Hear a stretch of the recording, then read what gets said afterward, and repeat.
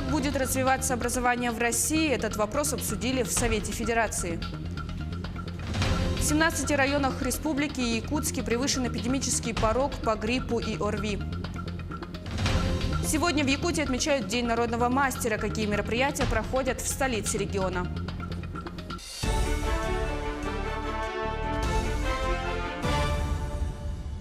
В эфире новости, в студии Кристина Якупова. Здравствуйте.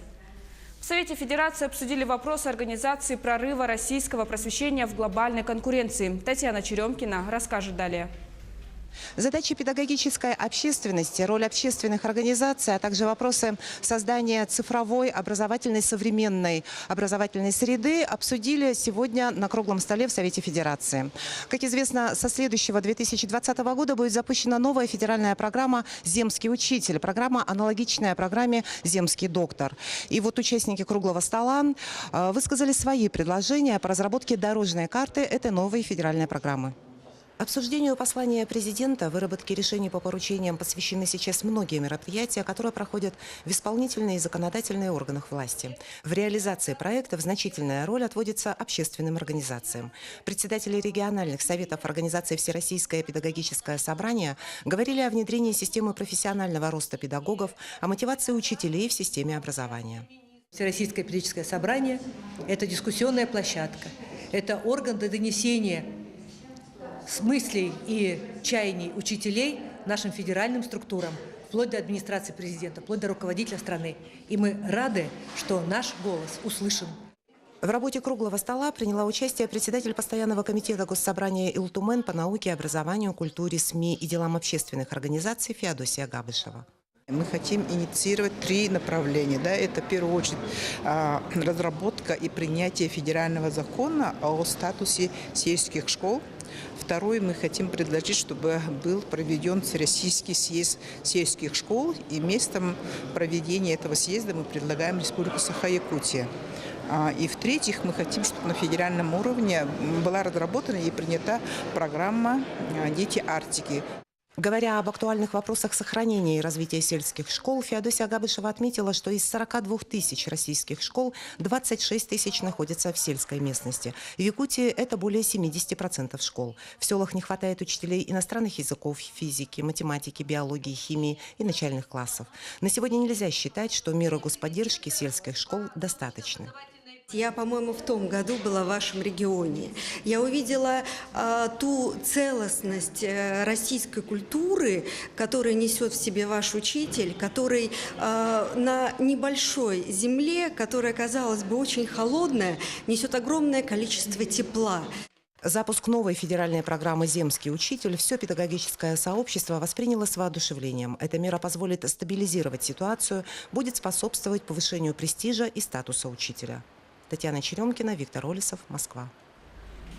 Решить извечные и нерешаемые проблемы. С такой целью приехала правительственная делегация в Ленский район. Ее возглавил куратор района, министр промышленности и геологии Якутии Максим Терещенко. Первая встреча прошла в Ленске. Впереди выезд в наследное муниципальное образование. Но уже в городе были озвучены вопросы районного масштаба. Например, такие, как взаимодействие с недропользователями, трудоустройство местного населения на предприятия нефтегазовой промышленности, проезд по технологическим дорогам и строительство аэропорта. В ближайшие дни, то есть я посещу ряд предприятий, помимо встреч с населением, то есть будут встречи на предприятиях. Активно хочу подключить их в разработку тех стратегий и планов по мероприятию развития промышленности, которые сегодня ведется, в том числе и Министерством промышленности и геологии республики. Помимо этого у нас регулярные встречи, когда руководство района находится в городе Якутске, мы проводим встречу там. У нас помимо есть телефонные контакты, конечно. И я отмечу, что представители компаний, в том числе, например, и лесопромышленного комплекса, то есть мы находимся на постоянном контакте, ищем возможные варианты для развития промышленности. Сегодня также вечером уже состоится выезд в Ленский технологический колледж для понятия перспектив обеспечения предприятий кадрами. До этого мы уже успели посетить класс Роснефти в первой школе. У нас представлены разные направления, то есть это и Министерство строительства, и Министерство ЖКХ, то есть и так далее, ну, то есть Министерство здравоохранения и, в общем, все те органы исполнительной власти, по которым мы чувствуем, у населения назрели вопросы, и чтобы люди услышали конкретный ответ. Новые изменения в системе агрострахования обсудили на семинаре, который прошел в Министерстве сельского хозяйства.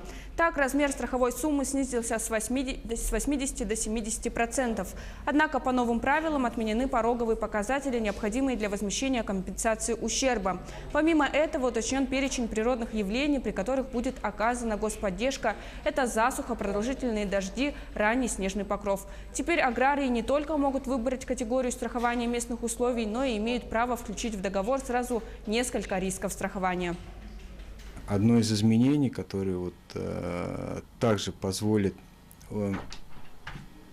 сделать процесс урегулирования убытков более прозрачный, да, то есть это возможность использования данных, полученных со системы дистанционного зондирования Земли. То есть на сегодняшний день до 1 марта этого нельзя было сделать, вернее, это можно было сделать, но на усмотрение суда, если, допустим, уже дело ушло в суд, и судья могла принимать эти данные, могли отклонить. На сегодняшний день, наряду с экспертным заключением, то есть можно использовать также эти данные, полученные со спутника и остальных систем. В 17 районах республики и Якутске превышен эпидемический порог по гриппу и ОРВИ. Более 80% заболевших – дети. Среди них есть наибольший удельный вес составляют дети, посещающие дошкольные образовательные учреждения от 3 до 6 лет и школьники от 7 до 14 лет. В 23 районах республики и городе Якутске введен полный или частичный карантин в школах и детских садах. Как научить ребенка плавать и воспитать из него чемпиона, знают в Айхале. Воспитанники секции плавания культурно-спортивного комплекса вернулись из Якутска с медалями. Там прошел открытый республиканский турнир по плаванию. Альбина Шарафединова встретилась с юными пловцами. Целую неделю айхальские пловцы провели в Якутске. Там прошел открытый республиканский турнир по плаванию. Двое воспитанников спортивной секции культурно-спортивного комплекса под руководством тренера Ирины Ивановой представили Северный Айхал. Многочисленные тренировки Даниилу Головко и Михаилу Калиде помогли показать на дистанциях хорошие результаты. В Якутске, принимали участие команды не только из Айхала, но и из города Алдана и из города Якутска. Ребята все сильные. На республиканских соревнованиях по плаванию Даниил Головко стал чемпионом. В состязаниях приняли участие 250 пловцов. Даниил показал лучшее время в своей возрастной категории. Заплыв 100 метров вольным стилем принес ему победу. Спортивным плаванием юноша занимается 9 лет. Плавать любил с детства. И сейчас заниматься этим видом спорта в одно удовольствие, отмечает спортсмен. Я ходил на плавание для оздоровления, но потом уже втянулся, почувствовал вкус победы, так сказать.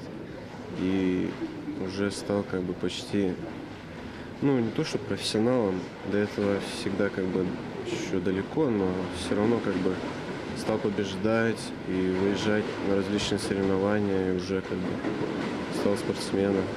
Даниил Головко и лучший юный спортсмен Айхала по итогам 2018 года. Награду вручили на местном балу молодежи. Благодарность выразили и тренеру Даниила Ирине Ивановой. Именно она разглядела в юноше потенциал, обучила и воспитала спортсмена. Даниил всегда отличался своей трудоспособностью, целеустремленностью. К тренировкам всегда подходит очень серьезно. Выполняет все требования мои по технике, по проплытым дистанциям.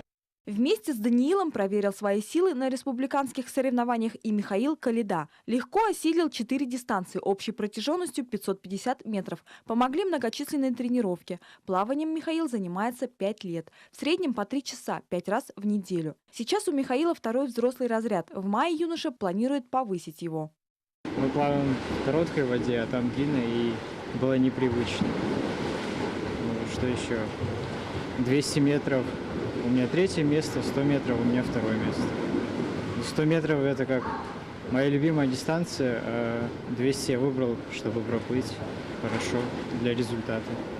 Сразу после соревнований в Якутске Даниил Головко отправился на чемпионат Дальнего Востока по плаванию. Он проходил во Владивостоке. Молодому спортсмену удалось выполнить норматив кандидата в мастера спорта. Альбина Шарафеддинова, Денис Хазов, телеканал «Алмазный край». Сегодня в Якутии отмечают День народного мастера. Одним из крупных мероприятий, приуроченных к этому дню, является открытие 5-й выставки ярмарки «Якутия мастеровая», которая начала работу сегодня в Доме дружбы народов имени Кулаковского.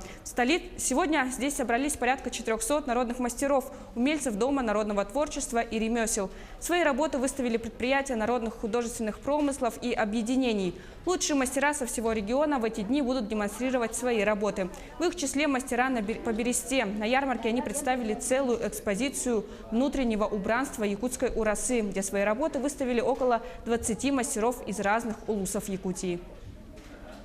У нас в Бяре всего 240 человек. Из них мы, берестянщики, 13 человек. И все они народные мастера.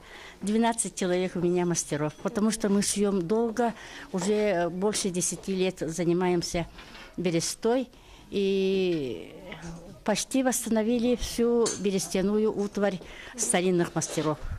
Это по инициативе Яны Викторовны Игнатьевой. Работаем уже который 15-16 год.